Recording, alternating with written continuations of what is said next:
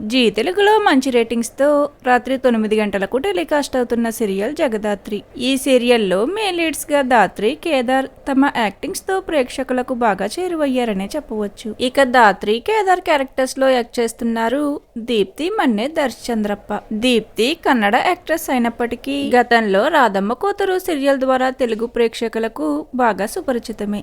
ఇక దర్శ్ చంద్రప్పకు తెలుగులో ఇదే మొదటి సీరియల్. ఈ సీరియల్లో కేదార్ క్యారెక్టర్లో ప్రేక్షకులను బాగా అలరిస్తున్నారనే చెప్పవచ్చు.